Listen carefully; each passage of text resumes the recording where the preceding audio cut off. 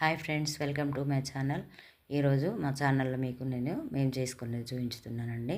ఇలా జీలకర్ర మెంతులు వేయించుకొని పెట్టుకుంటానండి. ఇలా మెంతులు కానీ జీలకర్ర కానీ మనం ఒకసారి వేయించి పెట్టుకుంటే మనకు పులుసుల కూరలకు కానీ దుంపల పులుసులు పెట్టుకున్నా కానీ సాంబార్ చేసుకున్నా కానీ ఈ జీలకర్ర మెంతుల పొడి అనేది మనం వేసుకుంటాం కదా. ఇలా చేపల పులుసులో కూడా వేసుకుంటారు కదా. అలాగే ఈ జీలకర్రను మెంతులను వేరువేరుగా వేయించి నేను పొడి చేసుకొని పెట్టుకుంటానండి. ఈ జీలకర్ర పొడిని నేను పరిగడుపున కూడా తాగుతానండి. అందుకే నేను జీలకర్ర పొడిని 15 రోజులకు ఒకసారి 20 రోజులకు ఒకసారి ఎప్పుడు ఉడిస్తే అప్పుడు కొంచెం చేసుకొని పెట్టుకుంటా. ఈ జీలకర్రను మంచిగా దూరగా వేయించుకొని మిక్సీ పట్టుకొని పెట్టుకొని నేను దీన్ని నీళ్ళలో వేసుకొని తాగుతానండి. మీరు కూడా ఎవరైనా ట్రై చేయాలనుకుంటే ట్రై చేయండి. ఇది చాలా ఆరోగ్యానికి మాత్రం చాలా మంచిది. నేను పరిగడుపున తాగుతా. దీన్ని మనకు మోషన్ ఫ్రీగా లేని వాళ్ళకైతే చాలా బాగా పనిచేస్తుంది. మనకు జీర్ణక్రియ అంటే అన్నం అరగకుండా కూడా ఇది చక్కగా పనిచేస్తుంది. ఇది జీలకర్ర ఆవాలను జీలకర్ర మెంతుల పొడి వేరువేరుగా పట్టుకొని నేను ఏదైనా జార్లో అది పోసుకొని పెట్టుకుంటానండి. ఈ జీలకర్ర పొడిని నేను నీళ్ళల్లో మసల పెట్టుకుంటానని చెప్పాను కదా. ఈ పరిగడుపున మనం ప్రొద్దున మొహం కడుక్కోగానే లేవంగానే మనం ఏం తాగకముందు టీ కాఫీ అట్లాంటివి ఏం తాగకముందు దీన్ని మాత్రం నేను నీళ్ళు వేడి చేసుకొని దానిలో మసల పెట్టుకొని నేను పరిగడుపున తాగుతా. నాకు కడుపు నొప్పి అనేది తగ్గింది. మోషన్ అనేది ఫ్రీగా ఉంటుంది.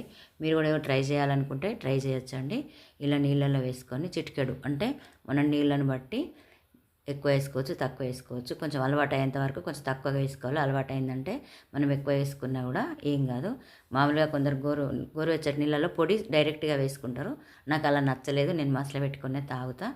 నేను ఒకసారి మసిలిన తర్వాత దీన్ని వడగట్టుకొని తాగుతానండి. ఇది ఆరోగ్యానికి అయితే చాలా మంచిది. అలాగే నేను ఈరోజు టమాటా చట్నీ, మనకి ఈ సీజను ఏం చట్నీలు లేవు తినడానికని మేము 1 కిలో టమాటాలు తీసుకొని దాని చట్నీ పెట్టుకుంటున్నానండి. ఇది ఒక 15 నుంచి 20 రోజుల దాకా ఉంటుంది కదా.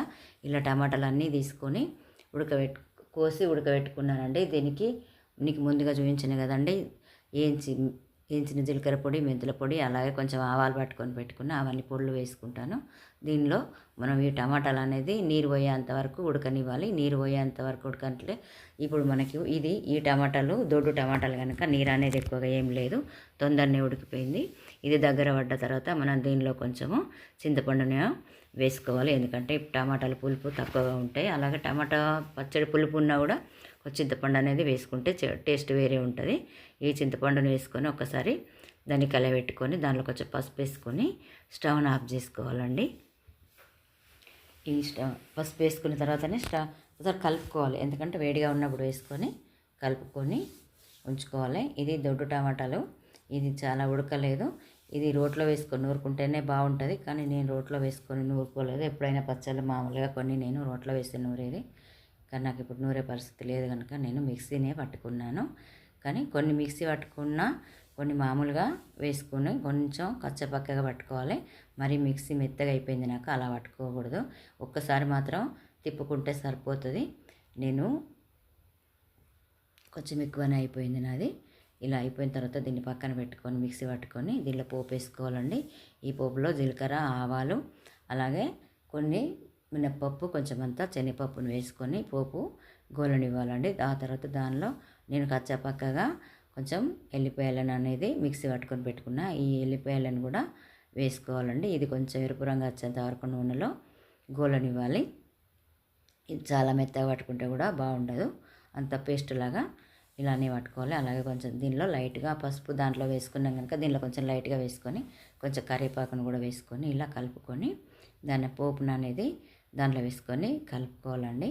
చాలా బాగుంటుంది. దీనిలో నేను మీకు చూపించినటువంటి కొంచెం మెంతి పొడిని, జీలకర్ర పొడిని కూడా వేసుకున్నాను, ఆవ పొడిని కూడా వేసుకున్నాను. ఇది 15 నుంచి 20 రోజులు చాలా బాగుంటుంది. తడి చేయి పెట్టకుండా ఉంటే మనకు నిలవరకైనా బాగుంటుంది. బయట పెట్టుకుంటేనే, ఇంకా ఫ్రిడ్జ్లో పెట్టుకునే వాళ్ళకైతే ఎక్కువ రోజులైనా ఉంటుంది. ఇలా పోపులో మనము కారం, ఉప్పు, ఆవ పొడి, మెంతి పొడి అన్నీ వేసుకొని తగినంత ఉప్పును కూడా మీకు చూపించా కదా ముందుగా. ఇది నేను ఆకుపొడి, అందుకే ఉప్పు ఎక్కువ తీసుకున్నాండి. ఇది ఉప్పు పోసి పట్టించిన పొడి కాదు, ఆకుపొడి కనుక నేను ఉప్పును ఎక్కువగానే తీసుకున్నాను. ఎందుకంటే మనకి కిలో టమాటాలు కదా, అందులో కొంచెం చింతపండు వేసినాం కదా. ఇలా కలుపుకున్న తర్వాత దీన్ని మంచిగా మామూలుగా గోరువెచ్చగా నూనె అయిన తర్వాత ఇవన్నీ వేసుకొని కలుపుకొని మనం ముందుగా మిక్సీ పట్టుకున్న కానీ నూరుకున్నది కానీ దానిలో వేసుకొని కలుపుకుంటే మనకు చట్నీ రెడీ అయిపోయిందండి. ఇది వేడి వేడి అన్నంలోకి కానీ దోశలకు కానీ చాలా బాగుంటుందండి ఈ video. Thank you for watching.